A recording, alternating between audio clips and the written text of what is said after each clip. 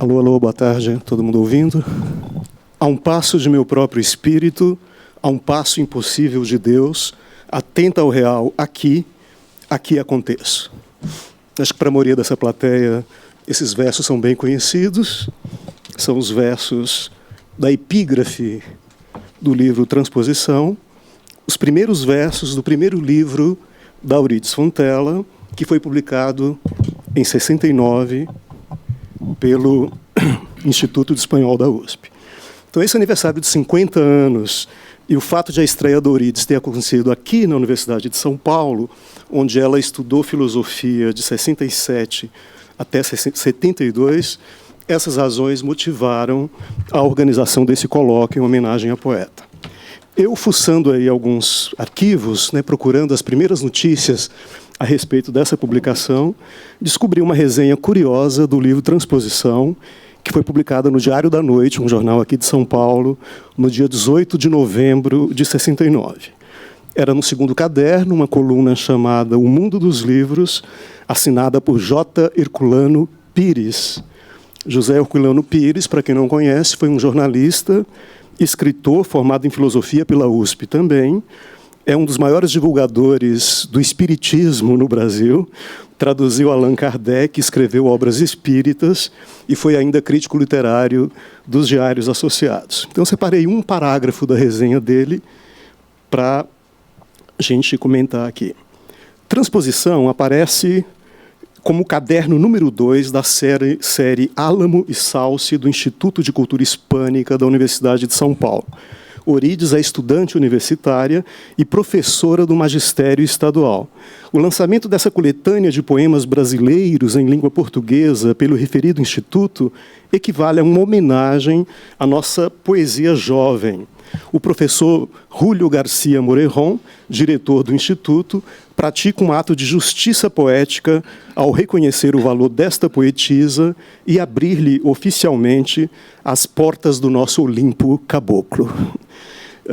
Aí ele diz que a poesia que a Euridice nos oferece nessas páginas é ouro de lei, informa que os poemas de transposição foram escritos no período 66-67, cita a epígrafe que eu acabei de lembrar no começo dessa fala e encerra dizendo: esta poesia existencial se exprime numa forma espinosiana, recorta os objetos em suas proporções exatas e penetra o seu mistério através de equações matemáticas.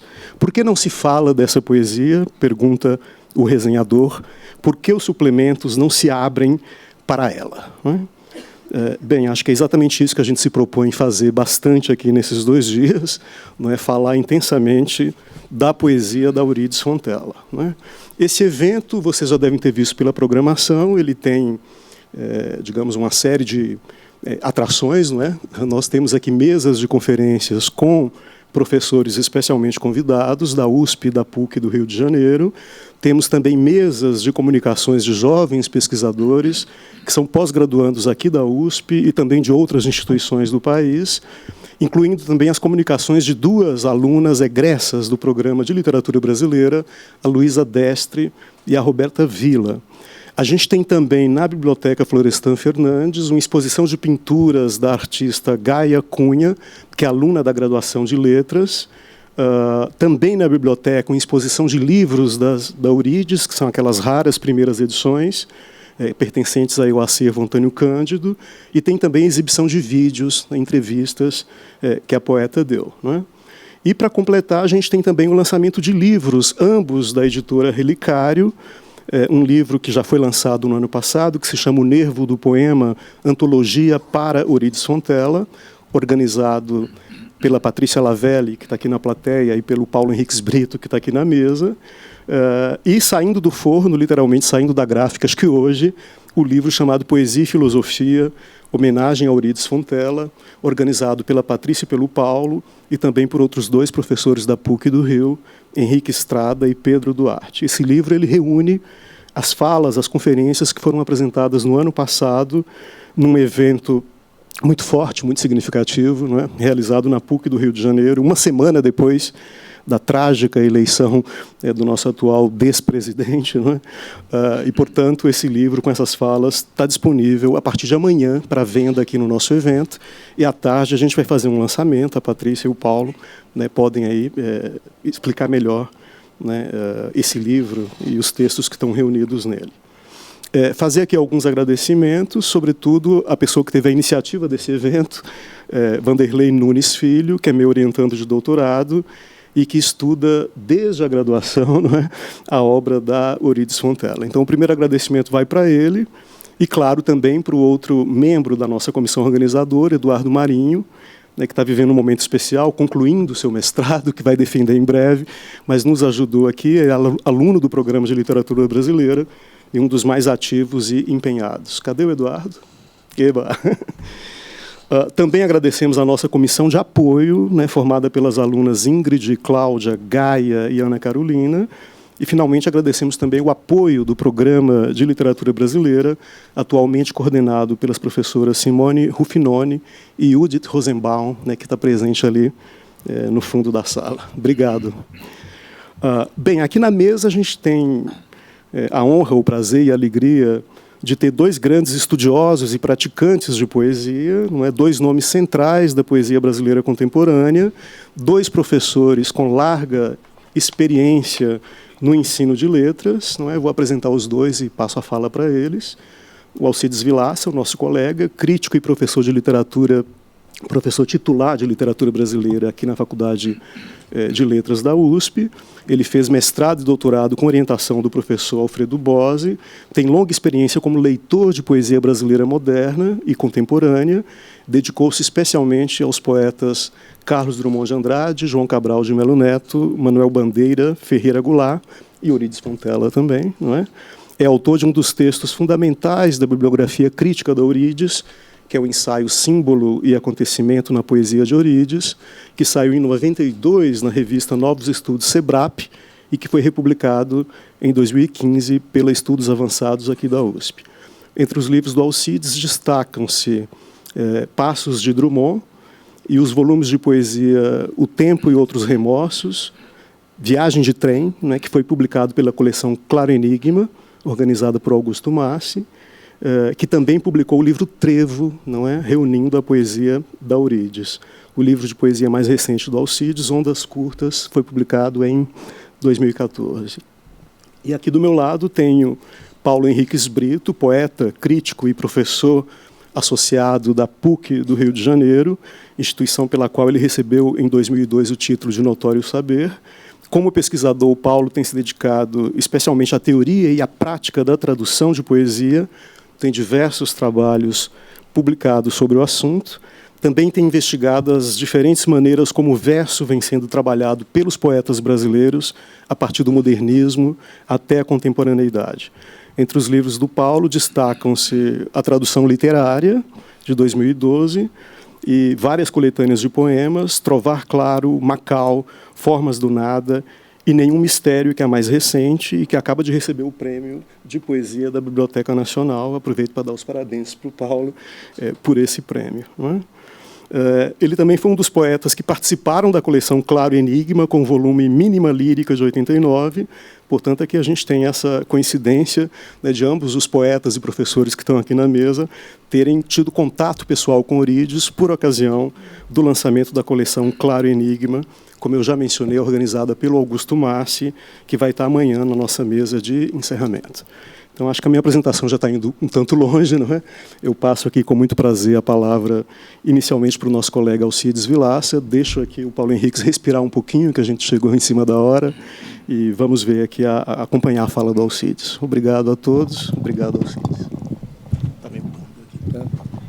Tentar colocar, acho que é melhor assim, né?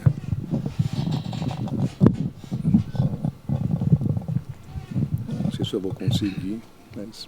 Boa tarde a todos. Eu queria agradecer, em primeiro lugar, aos colegas Ivan Marques e Augusto Massi e aos alunos que se empenharam na organização deste evento, em homenagem a Eurídice Fontella.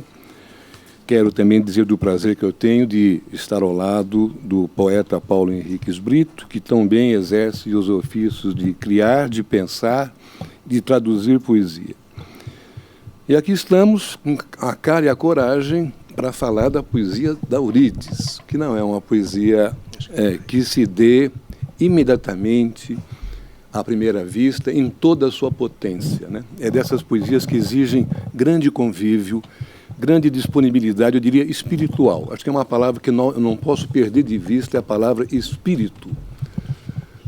Talvez um pouco fora de moda, talvez um pouco regressiva para muitos, mas eu acho que é essencial para se conectar com a poesia de Eurídice, é estar na presença de um espírito que cria. Eu tive, na verdade, experiências duplas com a Eurídice, porque eu a conheci pessoalmente e conheci a sua poesia praticamente no mesmo ano. Minha memória talvez me traia, mas foi por volta de 69, justamente o ano de transposição, ou de 70. Meu primeiro contato com ela, numa condição de anônimos, foi numa aula em que eu fui especular, aula da professora Gilda de Mello e Souza, e eu, como aluno de letras, fui dar um pulinho na filosofia para saber o que era aquele negócio de estética, e encontrei na aula da professora Gilda, na frente da minha carteira, e bem na frente da Gilda, uma moça muito magra de costa para mim, com um bracinho fininho, que não parava de fazer desenhos obsessivos, círculos concêntricos num caderno, na frente da professora, né? Fiquei quase indignado, estava quase dando um toque para a moça. Moça, tenha paciência, né? Depois eu soube, e a figura ficou, dessas figuras que a gente registra, por todo o impacto que elas têm num primeiro momento, até por causa da nossa expectativa de senso comum, né?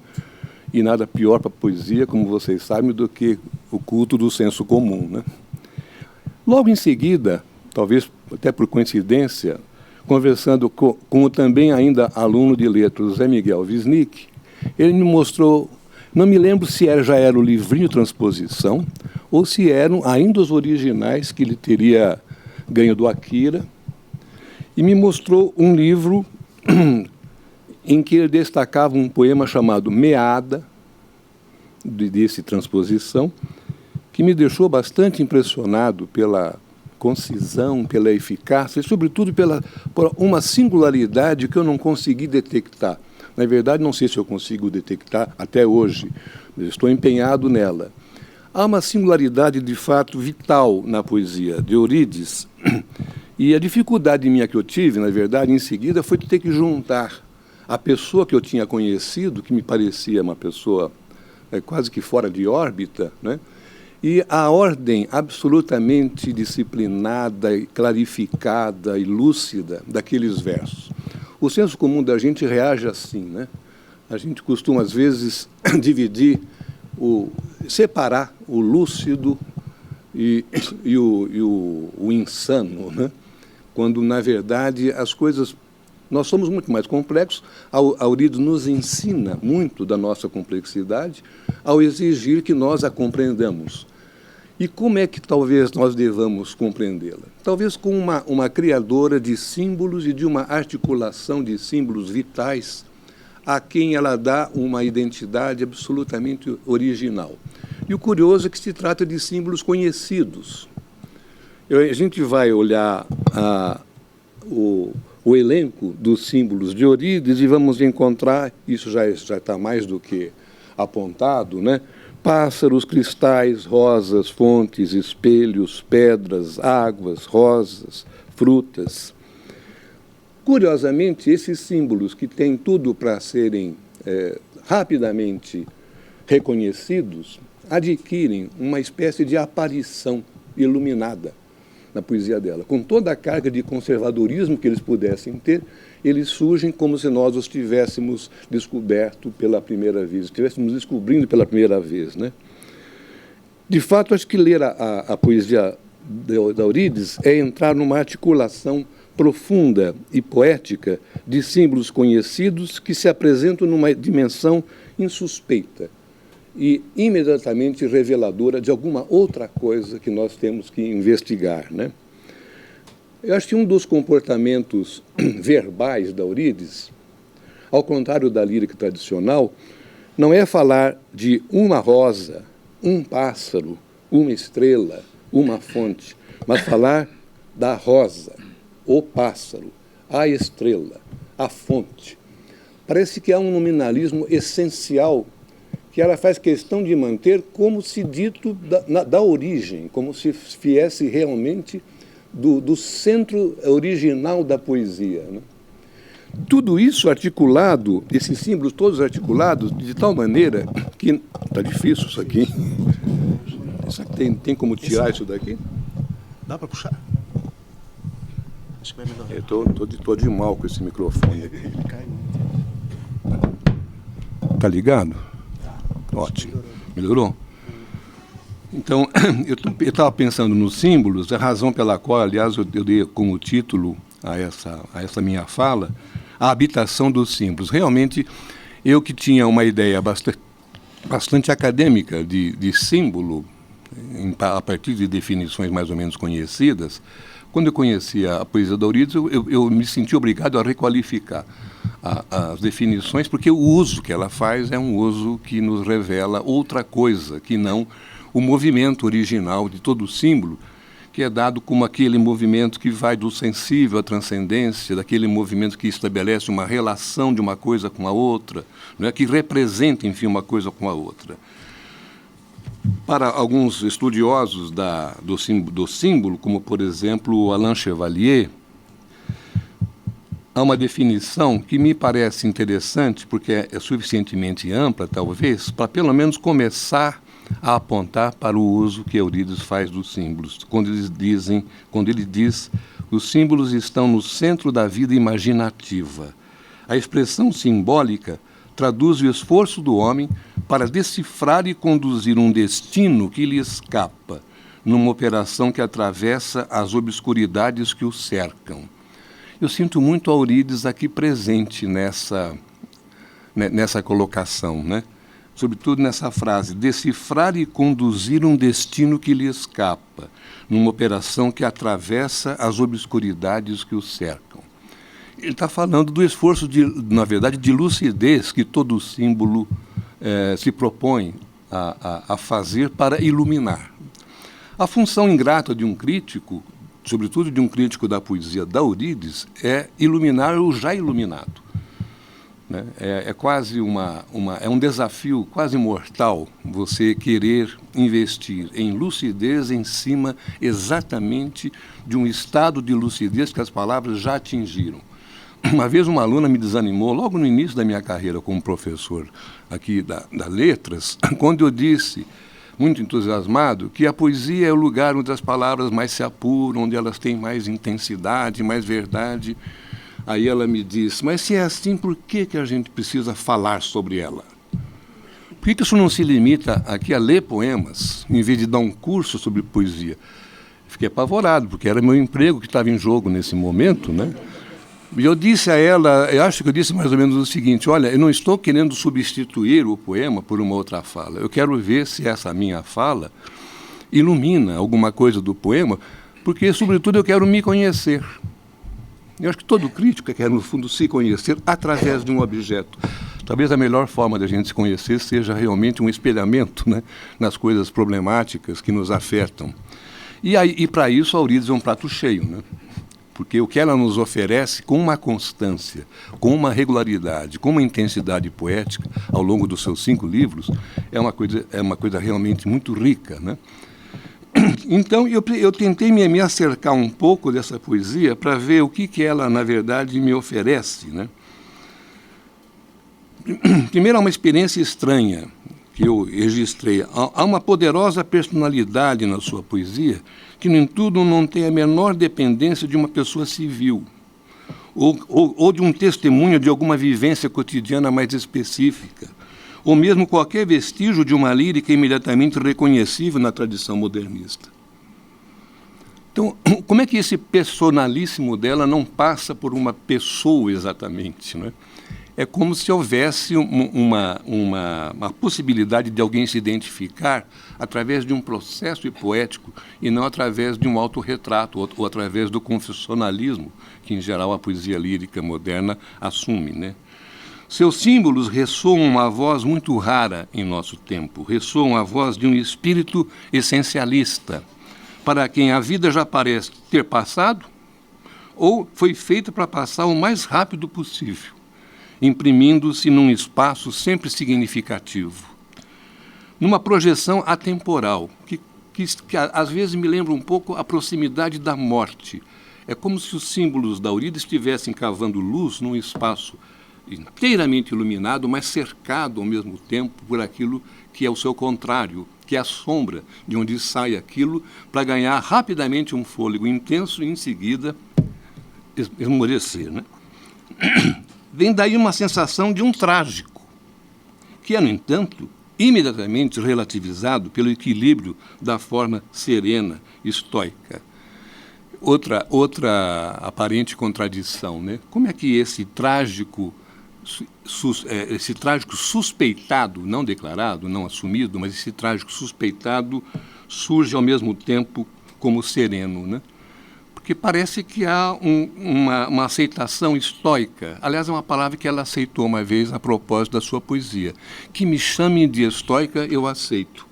Como uma vez eu a chamei de estoica, eu quero ter a presunção de que ela estava reconhecendo uma coisa que eu disse, pelo que eu já lhe fico, mais uma vez, profundamente grato.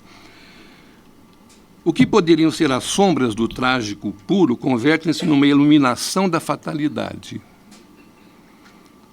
Acho que essa é uma das coisas que eu compreendi nela. Eu vou repetir, né? Para mim mesmo, não sei se eu me convenço muito, no caso da Eurídice, eu sempre guardo uma margem de erro para falar dela, porque eu sempre acho que tem algo que escapa no fundo, sabe? Não tem uma completude crítica, a meu ver, suficiente para chegar à altura em que a poesia dela se assenta, como se fosse realmente uma conquista de uma outra cosmicidade, vamos dizer assim, né? O que poderiam ser as sombras do trágico, então, converte numa iluminação da fatalidade, nesse fatalismo lúcido, ou numa sabedoria estoica, para dizer de novo, né? Eurídice habita seus símbolos com uma consciência que os faz presente a cada palavra que os nomeia. Esse talvez seja um modo especial de ela usar os símbolos. Não, ela não usa o símbolo para referir a alguma coisa, para fazer um movimento na direção de alguma coisa, como quem aspira, mas ela usa os símbolos já como uma permanência, como algo que foi encontrado e que é dela, e que ela usa com a sua liberdade de criação a todo momento para configurar sempre novas situações e novos acontecimentos que nada tem a ver, a rigor, com o cotidiano nosso, né? Os acontecimentos poéticos de Eurídice estão lá, na poesia dela.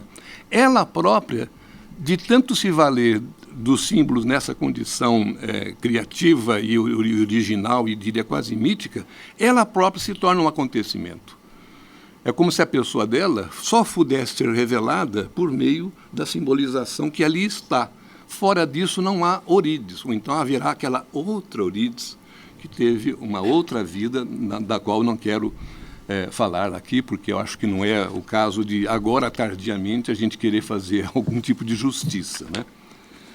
O que ela nos oferece, então, é a oportunidade de também vivermos os símbolos e os habitarmos, né?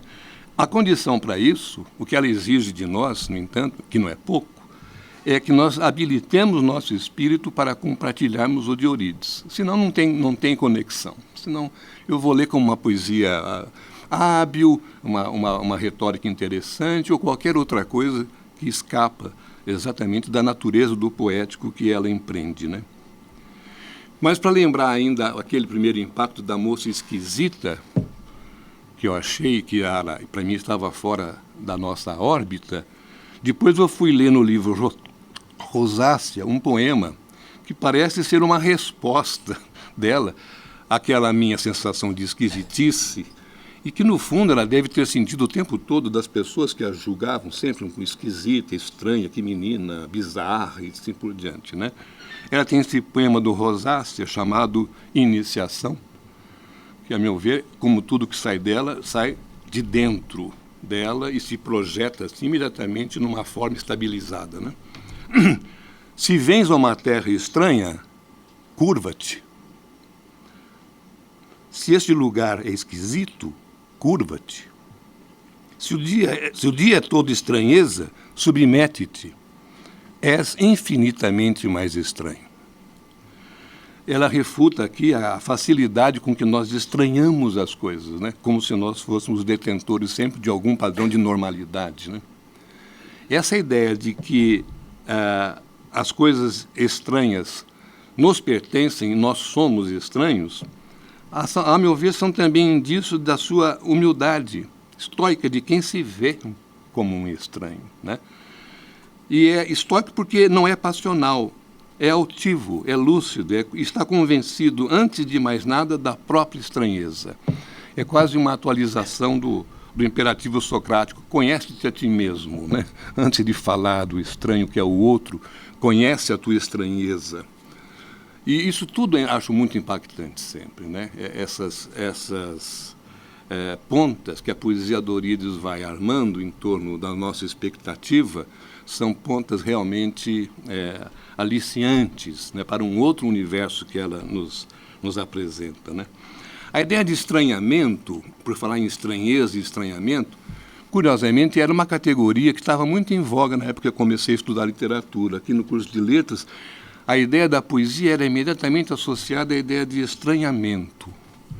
Um dos livros que estava na moda era um livro do Hugo Friedrich, Estrutura da Lírica Moderna, em que ele define a lírica moderna com essas palavras, mais ou menos, né? A lírica moderna é um misto de incompreensibilidade, fascínio e dissonância.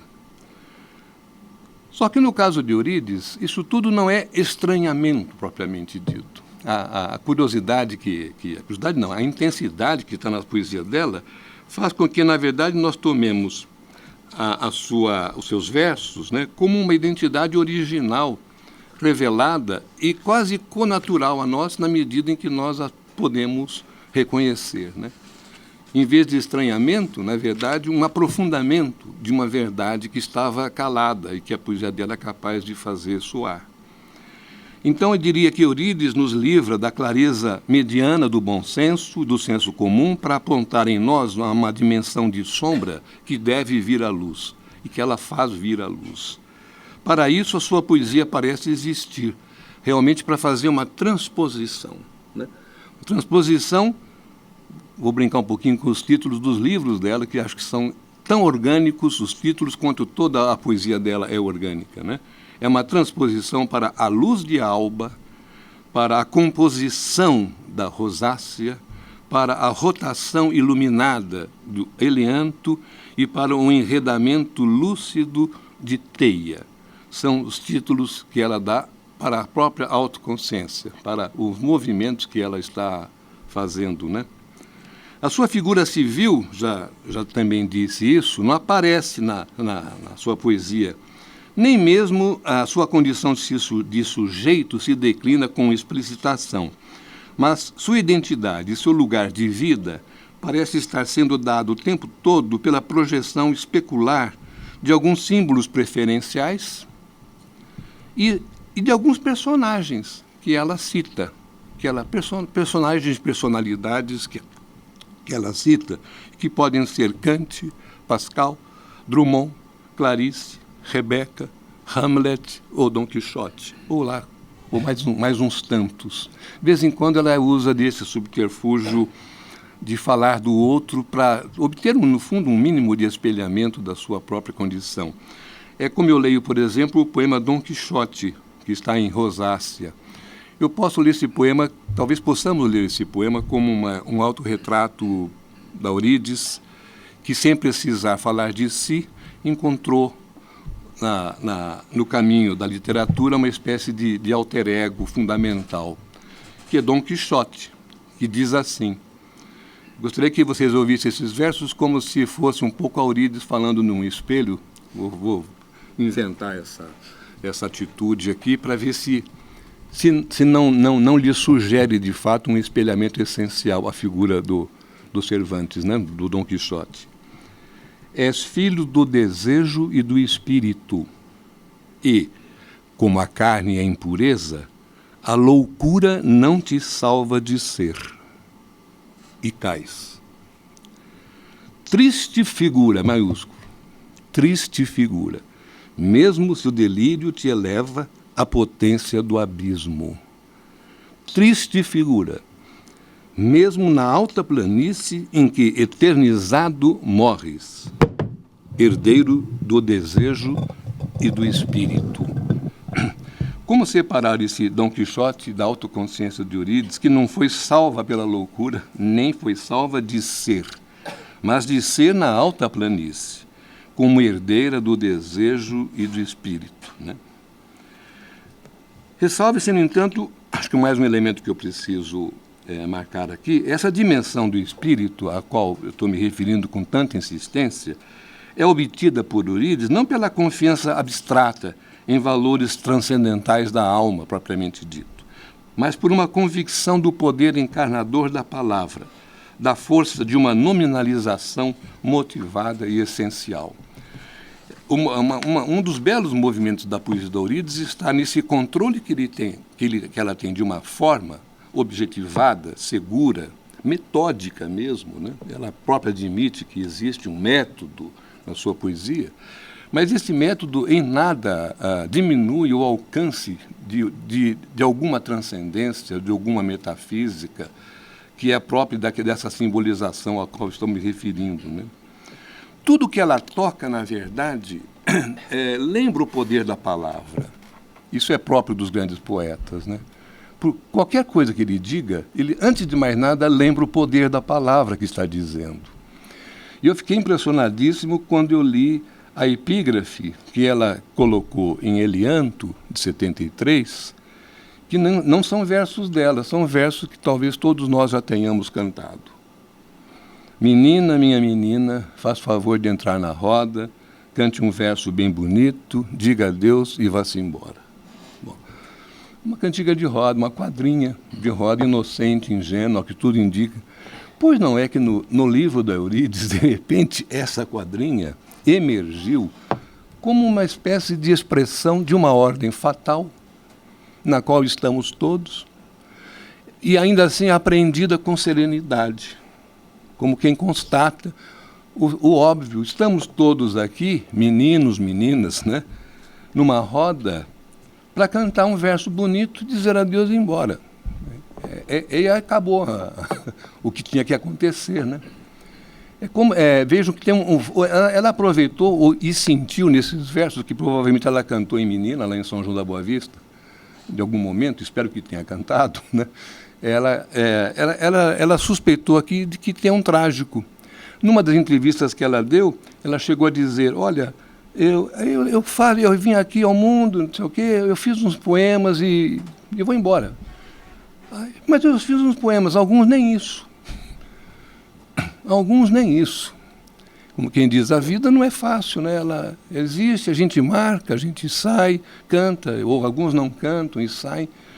Isso tudo é muito denso, né? Isso tudo dá um espaço de repercussão dessa poesia que vai fundo em cada um de nós, né?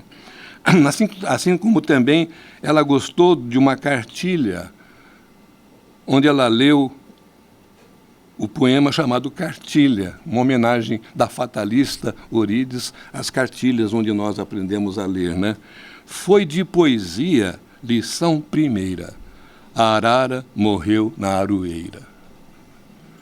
Aí me fez lembrar o meu espanto da minha primeira lição de cartilha, que era, não foi essa, foi a patanada, patapá, nadaná. Eu achei estranhíssima a história, que mal começava, terminava, né? Mas a segunda lição era pior ainda, era a macaca é má. E tinha uma figurinha de macaca, e a gente ficava se perguntando, mas por que ela é má? Cadê a história? Né? A macaca, eu não sabia que era um exercício, na verdade, de fonemas, para você aprender o má, o cá, aí ficava má, má, cá, cá. Já era um prelúdio da poesia concreta, me parece. E a Eurídice se deixou atrair exatamente pela poesia que está em todo lugar, de fato. Por que não estará nessa aroeira e nessa arara, não? Então, tudo que ela toca, na rigor, fica, portanto, imantado, né, por essa capacidade que ela tem, que é enganosamente muito seca e muito contida, mas é de alta expansão interior. É um dos sortilégios da poesia dela, essa expansão que ela coloca a partir do mínimo. Um poema que também me marcou muito, que foi talvez um dos raríssimos momentos em que ela nos diz algo da sua biografia, mas sempre dirá a seu modo, é o poema Herança, né? Que é o seguinte: Herança, do livro Rosácea. Da avó materna, uma toalha de batismo. Do pai, um martelo, um alicate, uma turquês, 2 flautas. Da mãe, um pilão, um caldeirão, um lenço. Essa é a herança. Que fala, evidentemente, de uma certa pobreza material, digamos assim, mas que, na poesia dela, alcança uma outra repercussão. Eu diria, tentando situar um pouco a minha apreensão desse poema, né? O primado das coisas já identificadas como nomes, com substantivos sem predicação, num nominalismo aparentemente seco e cartorial, é tudo que ela parece ter para oferecer, né? E tudo que ela parece ter recebido. Mas na origem familiar, no entanto, esses nomes são também reveladores e podem ganhar sugestivas modulações, enquanto parecem ser um frio inventário de pobre. Aí, por exemplo, a toalha da avó materna, prosaica por um lado, traz consigo a dimensão místico-sacramental do batismo. As ferramentas do pai, certamente a figura mais amada da vida de Eurídice, analfabeto e considerado por ela seu primeiro professor de poesia, essas ferramentas revelam o trabalhador, mas também 2 flautas, que se somam às ferramentas e parecem não fazer nada além de indicar um canto ancestral, uma melodia ancestral, que misteriosamente se agrega à turquesa, ao alicate e às outras ferramentas do operário, né? E da mãe, a ordem doméstica do trabalho, do pilão, do caldeirão, mas sugestivamente tocados também por um lenço, que tanto pode ser a higiene, o aceno, um enxugamento do suor ou da lágrima. São coisas e são também símbolos, que agora não se ampliam para o essencialismo habitual dos símbolos de Eurídice. Esses não são símbolos mais essenciais. Eles são uma toalha, um martelo, um alicate, uma turquês, 2 flautas, um pilão, um caldeirão, um lenço. A singularização familiar está garantida e, na sua pobreza, é toda a riqueza que ela incorpora como substantivos que ficam. Na verdade, nós temos uma coleção de substantivos aqui. Se você for ver friamente, né, é um elenco de substantivos concretos, né? E o sentido da economia, da relevância do que é enxuto, contido, seco e irredutível está, portanto, no coração da poesia da Eurídice, né? Que era uma poeta vaidosa. É bom lembrar esse lado dela. Ela jamais se queixou das pobrezas, era o contrário, ela se queixava muito das pobrezas da vida, do aluguel para pagar, do canto para morar, mas nunca eu a vi se queixando de qualquer aspecto mais restritivo de sua poesia. Muito pelo contrário, toda vez que ela falava de sua poesia, ela falava de algo que estivesse plenamente feito. Esta é a minha poesia. Ponto, né? Eu digo isso com a convicção de um colega seu de lançamento. O Ivan já fez menção, né? O lançamento da mesma coleção que o Paulo participou. Por acaso, o meu livro, que foi o Viagem de Trem, foi lançado junto com o livro da Eurídice, com o Trevo, né? Em 98? Não, 88, nossa, 88. Estávamos lá, cada um com os seus amigos e trocando leitores e tal. E ela bebia muito, né? E ela estava muito animada e ela veio assim, já balançando um pouquinho com um cálice até a borda de vinho e olhou para mim e falou para mim: estou vendendo mais do que o caro colega. Eu falei, com toda justiça, Euridice, você tem toda a razão para vender, muito mais do que eu aqui. É muito engraçadinha ela. E nesse livro e nós trocamos o livro nessa noite, e a dedicatória dela foi a seguinte, continua para mim um mistério essa dedicatória, né? Para caro colega, com um grande abraço, obrigado pela frase sobre mim, Euridice Fontela, 9/12/88. Jamais soube dessa frase, eu gostaria tanto de que ela tivesse me dito, para eu ficar orgulhoso dessa frase, né? Nunca soube que frase era essa, adoraria saber. Enfim, para ir terminando, eu estou abusando de vocês, do meu tempo, eu acho que vão ficar aqui umas questões para as várias mesas discutirem, talvez essas questões fiquem mais exploradas, né? Espero que sim, que seriam as seguintes: que sujeito de qual lugar se pronuncia ou se indicia, enfim, na poesia de Euridice, né? Uma outra: que sentido ganha a poesia de Euridice em nossa recepção de hoje, em nosso tempo mais do que materializado, brutalizado? Que sentido histórico ainda tem essa poesia que faz questão de ter um sujeito abrigado dentro dela, cumprindo, portanto, uma função que o Adorno reconhecia substancialmente na poesia lírica, aquela que tem sujeito.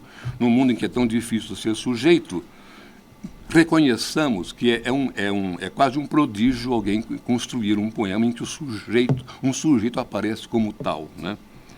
E, afinal, a poesia de Euridice é um refúgio final do espírito ou é indicação de um caminho que ele poderia abrir? É para repousar o espírito, é para despertá-lo para outras coisas, é para torná-lo, digamos, provocado em alguma medida, né? Para terminar, realmente, por fim, eu pensei em algum leitor crítico de grande peso que pudesse ajudar os pesquisadores a falar da poesia da Euridice com um material mais, mais denso, né? Eu pensei no Bachelard, não sei se ele está na moda ainda, ele esteve quando eu era estudante, a gente lia o Bachelard, que amava a filosofia e a poesia, eu gosto sobretudo dessa conjunção que ele faz, e ele diz algo que eu acho, está num livrinho chamado O Direito de Sonhar, que ele diz assim, a Euridice aqui me parece que está muito presente nessas considerações, embora abstratas, que ele faz, mas eu sinto que há uma grande conexão entre a ideia de Bachelard, de poesia, e aquilo que a Euridice pratica nos seus poemas, né? Ele diz assim, na verdade o título do ensaio é Instante Poético e Instante Metafísico, que talvez seja uma conjunção digamos, aceitável, né, para se falar da poesia da Euridice. O instante poético é necessariamente complexo, emociona, prova, convida, consola, é espantoso e familiar. Eis aí uma primeira conexão. Uma outra: no instante poético, o ser sobe ou desce, sem aceitar o tempo do mundo, que reduziria a ambivalência à antítese, o simultâneo ao sucessivo. Na ordem prosaica, nós temos antíteses e sucessivos, e sucessões, né? Coisas repartidas. Na ordem poética, da poesia da Euridice, sem dúvida, nós temos a ambivalência e a simultaneidade. E, por fim, o poeta revela, ao mesmo tempo, no mesmo instante, a solidariedade da forma e da pessoa. Prova que a forma é uma pessoa e que a pessoa é uma forma. A poesia torna-se, assim, um instante da causa formal, um instante da potência pessoal. Eu acho magnífico esse trecho do Bachelard, né? E, para terminar, com um poema da Euridice, de que eu gosto muito, se chama Porta, do último livro dela, Teia, de 96, que diz assim, vou bater de novo no martelo da estranheza. Porta, o estranho bate. Na amplitude interior não há resposta. É o estranho, o irmão, que bate, mas nunca haverá resposta. Muito além é o país do acolhimento. Muito obrigado pela atenção.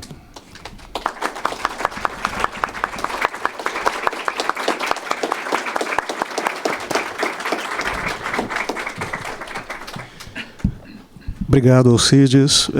Passa a palavra agora para o Paulo Henriques Brito fazer a apresentação dele e depois a gente abre para as perguntas. Okay?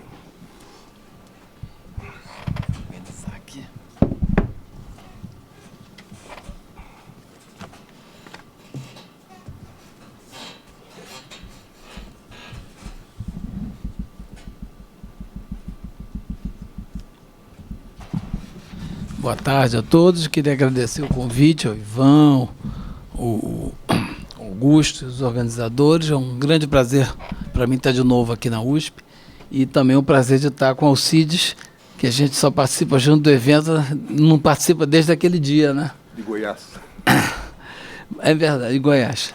Mas, enfim, eu vou falar um pouquinho sobre Eurídice, vou fazer um close reading dos 3 poemas dela. E eu queria partir de uma ideia que o Alcides falou, né, como é que há uma certa...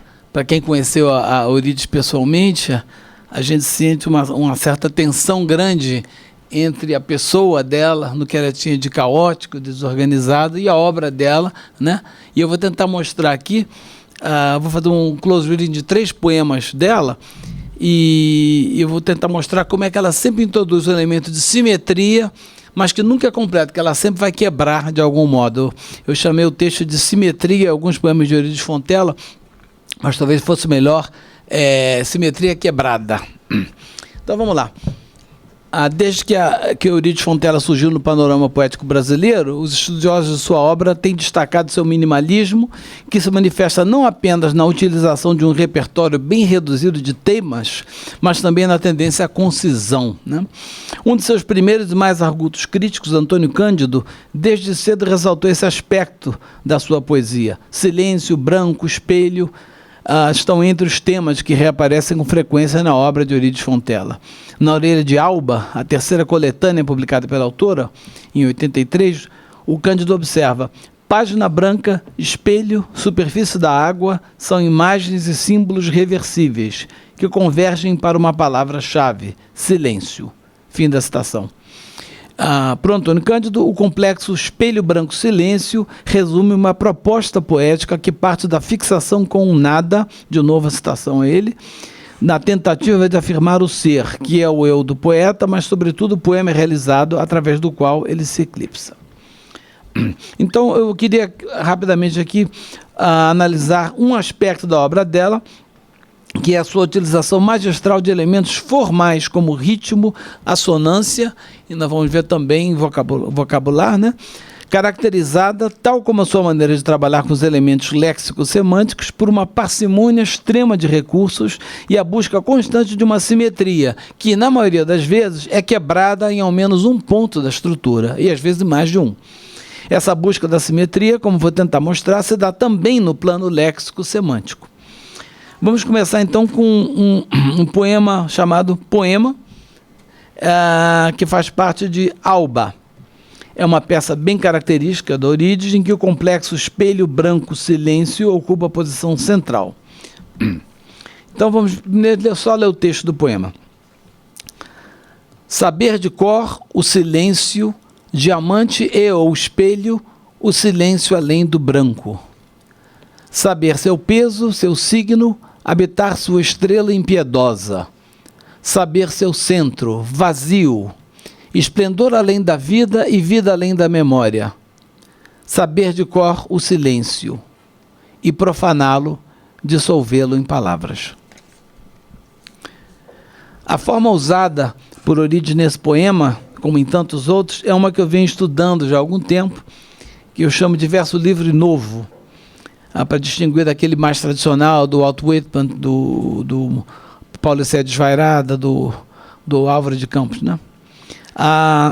E essa forma, que na verdade é uma constelação de formas, tende a ser marcada pela utilização de versos curtos, fortemente enjambados, né, com muito corte do verso em lugares que tem articulação sintática, né? A pontuação leve, às vezes inexistente, e muitas vezes uma sintaxe frouxa. Dessas 4 características paradigmáticas, a frouxidão sintática é a única que não é muito frequente na obra de Eurídice Fontela. Sintaticamente, os poemas dela costumam ser bem organizados. E, como nós vamos ver, costumam também ter uma certa simetria. Para analisar esse tipo de verso, que eu chamo de verso livro novo, é necessário a gente traçar uma distinção entre o verso comunidade gráfica e verso comunidade sonora. Aliás, boa parte dos efeitos que os bons poetas que usam essa forma conseguem obter é justamente fazendo uma espécie de contraponto entre o poema, o verso de um lado, comunidade gráfica, e o verso do outro lado, comunidade sonora, né? Em poema, se pensarmos nos versos no plano gráfico, nós podemos dizer que eles formam, na verdade, 5 estrofes, mas talvez seja mais exato dizer que são 4 estrofes de tamanho tamanho desigual, né? Podemos chamar de estrofe A, B, C e a D, que seria essa estrofe que está partida, né? Já temos aí uma quebra de simetria. Em cada estrofe, o primeiro verso começa com o verbo saber, no infinitivo. O primeiro verso de A, da estrofe A, se repete como o primeiro da estrofe D, da última. Nos versos iniciais, o predicado do verbo saber ocupa o resto do primeiro verso, nas estrofes A, B e D. Mas em C há uma pausa após o predicado, né? Seu centro parecem 2 pontos e o resto do verso, tal como os outros versos da estrofe, parece formar um aposto de seu centro. Em D, essa última estrofe, que é a partida em 2, né? Temos o primeiro verso para um lado e os outros versos depois da pausa. Vamos agora encarar os versos não mais como unidades gráficas, assim como unidades sonoras. Se ele deixar. Deixou. Vamos lá. Vamos agora pensar verso agora como uma sequência de palavras, de sintagmas, né, que terminam numa pausa, podendo conter no máximo uma pausa interna. Ora, se a gente pensar assim, a gente vai ver que, na verdade, do ponto de vista sonoro, o poema pode ser dividido em um certo número de versos, quase todos heptassílabos, ou sem pausa no meio, ou no máximo com uma pausa, com exceção de 2, né? Temos esse verso aqui, né, que eu juntei os 2, de habitar sua estrela impiedosa, que dá um verso de 9 sílabas, e esses 2 finais aqui, que eu juntei também, e daria um verso de 11 sílabas. Fora isso, todos os versos vão ter 7 sílabas. Então, só para ler um pedaço de novo, para vocês verem qual é a ideia. A ideia é fazer pausas naturais, de considerar como verso sonoro uma coisa que tem uma pausa no final e, no máximo, uma no meio. Então, o primeiro verso sonoro seria saber de cor o silêncio, que coincide com o primeiro verso gráfico, né? O segundo seria diamante é o espelho. O terceiro seria o silêncio além do branco. Seria já uma fusão do terceiro e quarto versos gráficos, certo? O único ponto em que há uma certa ambiguidade na determinação do que constitui um verso no plano sonoro se dá na estrofe C, essa aqui. Nessa minha tabela, eu considero que o primeiro verso sonoro é saber seu centro, vazio, seguido de uma pausa, sendo o segundo verso sonoro formado pelos versos gráficos 2 e 3 da estrofe, esplendor além da vida. Agora, também seria possível a leitura em que vazio é um adjetivo modificando esplendor. Nesse caso, então, não haveria essa pausa aqui, seria vazio esplendor. E nesse caso, o sintagma assim formado quebraria esse esquema de predomínio de heptassílabas. Mas eu continuo defendendo a minha primeira solução por 2 motivos. Primeiro, porque eu entendo que o vazio é um substantivo e não modificador de esplendor, pois a presença de vazio no sintagma que se segue quebraria a estrutura quiasmática de esplendor além da vida e vida além da memória. Acho que tem um quiasma aqui, que é outra estrutura que é e não é exatamente simétrica, né? Se a gente botar o vazio ali, vai atrapalhar a estrutura. Em segundo lugar, desconectando o vazio do verso seguinte, né, fica mantido o padrão métrico predominante de heptassílabos, que só vai ser quebrado nesse último verso da segunda estrofe e nesse último verso da última estrofe. Agora, a distribuição de vogais no poema também parece seguir um esquema bem simétrico, o qual, tal como nós vimos no campo do ritmo, não é absoluto. Ele é quebrado no momento. Vocês podem ver, por exemplo, que a vogal E predomina na posição de tônica. Dos 28 acentos do poema, 15, portanto, mais da metade, recaem sobre o fonema E. Saber, silêncio, espelho, silêncio, por aí vai. 4 acentos primários incidem em I, apenas na estrofe B e na estrofe C, né? Ou seja, nas estrofes internas. Por outro lado, há 2 ocorrências de A nasal na primeira estrofe e 2 de A oral na última estrofe. Então, de novo, temos uma simetria aqui, né? As vogais que aparecem nas demais sílabas com acento primário, né, não seguem um padrão simétrico. Nós vemos, então, várias ocorrências de simetria formal, sempre quebrada de algum modo. No plano estrófico, nós temos 4 estrofes iniciadas por saber, mas a última tem uma quebra entre o verso 1 e o 4. No plano do verso gráfico, a estrofe A e a estrofe B tem 4 versos. Já a C tem 5, um a mais que o padrão, e a D tem 3, um a menos. No plano do verso sonoro, o par estrofe A, estrofe B é formado por 4 heptassílabos mais um eneassílabo. E o par CD, terceira e quarta estrofe, é formado por 4 heptassílabos mais um decassílabo com uma pausa central. Então, de novo, temos uma coisa parecida. E no plano da vogal, nós temos 4 ocorrências de I nas estrofes internas, B e C, 4 ocorrências de A nas estrofes externas, A e C. Né? 2 em A, sendo nasais, e 2 em B, que não são nasais. Né? E o E, que é mais ou menos geral, ele se espalha pelo poema todo, dá uma certa coesão sonora ao poema. No plano da sintaxe do significado agora, cada estrofe consiste numa única sentença, todas iniciadas por saber, sendo que nas estrofes externas, a primeira e a última, A e a D, o verbo vem seguido de cor e pelo objeto direto, o silêncio. E em D, né? E em B e C, as estrofes internas, ele vem seguido de objetos diferentes, ambos formados por seu, seguido de um substantivo. A partir daí, as 4 fases se desenvolvem de modo diverso, quebrando essa simetria inicial. Como já foi observado, temos ainda por cima, em C, uma estrutura de quiasma, né? Que é o esplendor além da vida e vida além da memória. Bem, no mesmo livro, Alba, nós vamos observar um fenômeno semelhante em outro poema que gira também em torno do complexo espelho branco silêncio, embora o elemento silêncio não apareça de modo explícito. É o poema Reflexos. No espelho, a vida. A pura vida, já sem palavras. A vida viva. A vida quem? A vida em branco, espelho puro. Ninguém, ninguém.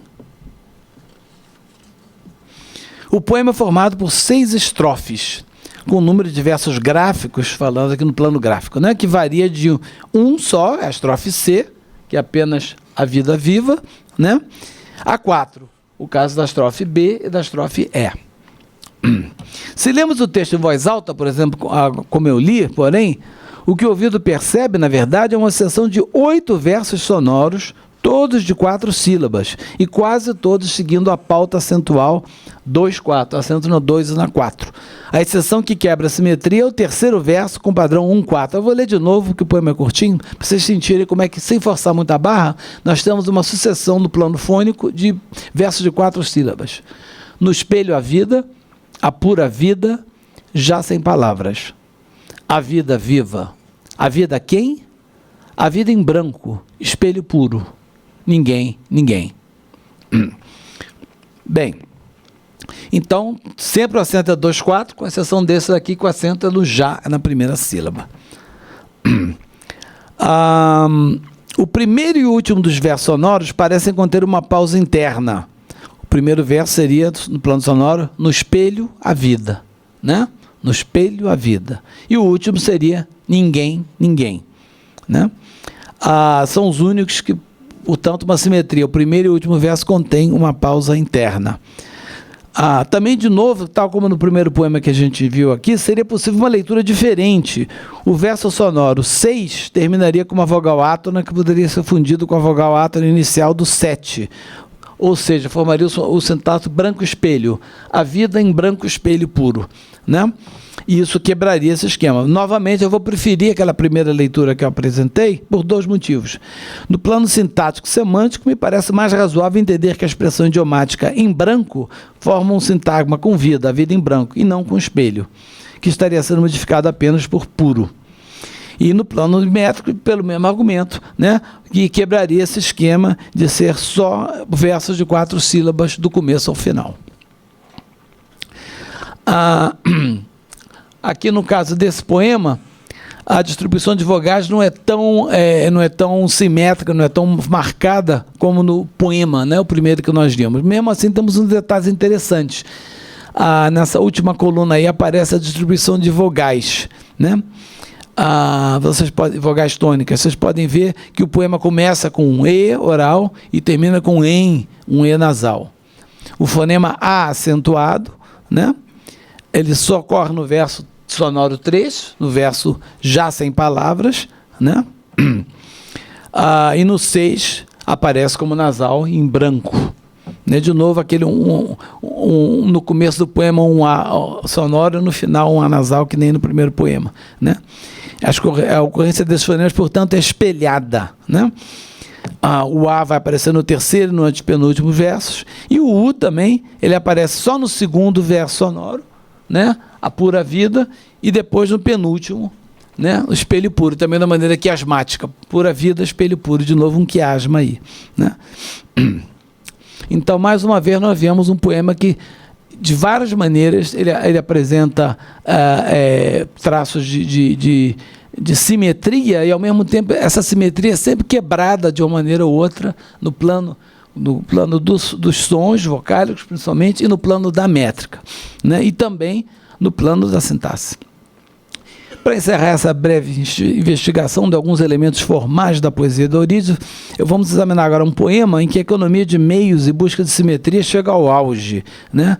E esse foi publicado no livro anterior, o Elianto, que é de 73. A paisagem em círculo. Os plátanos, as pombas, estas fontes. As frondes longe, de novo, os plátanos. As pombas, estes plátanos, as frondes. As fontes longe, e de novo as pombas. As fontes, estas frondes, estas pombas, plátanos longe, e de novo as fontes. Estas frondes, os plátanos, as fontes, as pombas longe, e de novo as frondes. No trabalho anterior, que eu apresentei lá no evento da PUC, eu tentei argumentar que em diversos poemas a Eurídice lança a mão do decassílabo disfarçado, né? Ela vai quebrar os versos de tal modo que nós não vamos ver que tem decassílabos, eles aparecem como se fosse um verso livre novo, né? Bem, nesse poema em particular, a coisa é muito mais clara, né?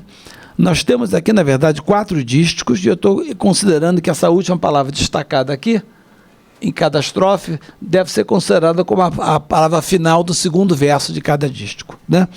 Então, nós temos aqui só uma sequência de decassílabos, né? Aqui não é necessário fazer essa distinção entre plano gráfico e plano sonoro. Cada verso gráfico também é um verso sonoro, né? Desde que a gente ignore um pouco aquela quebra que ela foi com a última palavra do segundo verso, né? Em cada dístico, o primeiro verso é um heróico com acentuação 2, 6, 10. Menos no último. De novo, ela vai quebrar aqui a simetria, vai fazer um martelo galopado com acentuação na terceira em vez de na segunda sílaba. Em cada dístico, o segundo verso é sempre um sáfico, com a pauta acentual 2, 4, 8 e 10, mas ela vai quebrar isso exatamente aqui nesse verso, que vai botar 1, 4, 8 e 10. Ela sempre quebra em algum lugar. Tal como nos 2 poemas que nós analisamos antes, a simetria obtida, então, é sempre comprometida em algum ponto.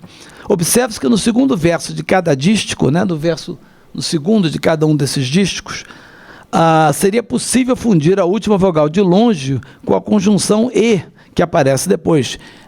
Longe de novo, né? Mas eu vou manter que realmente a gente não deve fazer essa fusão, e eu diria que o ponto e vírgula está aí justamente para a gente não fazer isso. Uma hipótese que é fortalecida, a meu ver, pelo fato de que a Eurídice raramente utiliza ponto e vírgula. Ela gosta muito de 2 pontos, de travessão, mas raramente ela usa ponto e vírgula. Parece que o ponto e vírgula é até para deixar claro que ela não quer aquela fusão de sílabas ali. Bem, o verso 1 de cada disco é composto de 3 sintagmas nominais sem pontuação, mas a leitura mais natural dos versos divide cada um deles em 3 partes, podemos chamar de pés aqui, são 3 pés. Então, por exemplo, o primeiro verso seria, o primeiro pé seria os plátanos, o segundo seria as pombas, o terceiro seria estas fontes. O verso 2 de cada estrofe, de cada disco, né, fazendo essa pausa no ponto e vírgula, sem fundir as vogais, né, se divide naturalmente também em pés, né? O mesmo esquema, nós vamos ter aqui um certo número de pés, vamos ter 4 pés no segundo verso. Por exemplo, no primeiro estrofe temos as frondes, longe e, de novo, os plátanos. Temos sempre 11 sílabas em cada verso, sendo a última sempre átona, o que dá, portanto, uma sequência de decassílabos. O primeiro do disco sempre heróico e o segundo sáfico. E repetindo, o heróico é sempre com 2/6, menos o último, que é 3/6. E o sáfico é sempre 2/4/8, menos o terceiro, que é 1/4/8. Tem sempre uma exceçãozinha para quebrar o esquema. O vocabulário da poesagem em círculo é completamente controlado, né? Ele não há um único verbo no poema, a estrutura é totalmente nominal. Nós só temos 4 substantivos concretos, sempre precedidos por artigo definido ou por pronome demonstrativo, mais o advérbio longe e a expressão de novo. No verso 1 de cada estrofe, de cada dístico, sempre aparecem 3 substantivos, 2 precedidos por um artigo e 1 por demonstrativo. Ela vai permutando a ordem dos substantivos e dos artigos demonstrativos. A distribuição de artigos demonstrativos é sempre no sentido de obter um padrão acentual heróico no verso número 1 de cada estrofe. No segundo verso, vem sempre o substantivo que sobrou, que não apareceu no verso anterior, sempre precedido por artigo. E, ao final, o primeiro substantivo do disco é repetido também com artigo. Então, na primeira estrofe, nós temos plátanos abrindo e fechando, né? E aqui vai aparecer o frondes, que é o único que não aparece no primeiro. Eles vão trocar de lugar em cada estrofe. Além disso, as sílabas de 4 a 7 do segundo verso sempre contêm longe e de novo, né? E sempre o padrão que a gente vai obter é sempre o sáfico, acento na 4ª e na 8ª. Agora, no plano fonológico, os 4 substantivos concretos, o advérbio longe e a segunda sílaba da expressão de novo, todos contêm todas as sílabas acentuadas do poema. Em todas essas palavras acentuadas, a vogal tônica é o, com exceção da palavra plátanos, tinha que ter uma exceção, em que se destaca o fonema A. Em 4 das 5 palavras acentuadas, tendo o como tônica, 3 substantivos mais longe e novo, a vogal é nasal. A exceção é a vogal de novo, sempre tem uma exceção. Também a distribuição de consoantes é assimétrica. Os 4 substantivos concretos, 2 começam com P e 2 com F. Em uma das palavras que começa com P, aparece uma consoante líquida depois da consoante inicial. Lê em plátanos, né? E o mesmo se dá com uma das palavras iniciadas com Fê. Re em fronde. E, por fim, os 4 substantivos estão no plural. 3 são femininos, a exceção, de novo, é plátanos. Assim, quando lido em voz alta, o poema se desenvolve com uma seção de pés de 4, 3 ou 2 sílabas que trocam de posição em cada dístico. Como todos os acentos, menos de plátanos, recaem sobre a vogal O, a ocorrência única de A em cada dístico vai mudando de posição a cada vez, do mesmo modo como as palavras vão trocando de posição, de maneira semelhante ao que ocorre numa forma fixa complexa como a sextina. Se a gente botar essa última coluna aí, no diagrama, em que cada um dos substantivos concretos é representado por um número que determina a ordem que aparece no primeiro dístico, né? Nós vamos observar o seguinte, o travessão indica aquela passo invariável, né? Que é o longe de novo, né? Vocês observem, examinando essa última coluna aqui, portanto, que em cada dístico o substantivo inicial é sempre o mesmo que aparece no último lugar. Então, na primeira estrofe, começa e fecha com 1, a segunda começa e fecha com 2, e por aí vai. Ou seja, cada disco corresponde a uma volta completa do olho que está contemplando a paisagem, né? Na primeira começa no Plátanos e vai terminar no Plátanos, 360 graus. Em cada disco temos uma ordem diferente dos elementos que compõem a paisagem, de modo que a estrutura do poema não é de todo simétrica. Assim, nas primeiras posições do verso 1 e 2 e na última do verso 2, cada substantivo aparece uma única vez. Então, na primeira posição, o 1 só aparece aqui. Na última posição, o 1 só aparece aqui, né? Agora, isso não vai dar certo sempre. Por exemplo, na segunda posição do primeiro verso, temos 2 vezes a palavra 1, que é a palavra Plátanos, né? Vai aparecer Plátanos nessa posição aqui e vai aparecer Plátanos nessa posição aqui também. Mais uma vez, mesmo num poema em que todos os elementos parecem estar posicionados com base em regras que garantam uma simetria rígida, o equilíbrio da estrutura é sempre perturbado por algum fator imprevisível. A impressão que se tem, afinal, é que em cada um dos poemas analisados, e imagino que em outros também, tanto a regra estrutural quanto a exceção, quanto a quebra da regra, fazem parte do projeto rigoroso de Eurídice Fontela. Obrigado.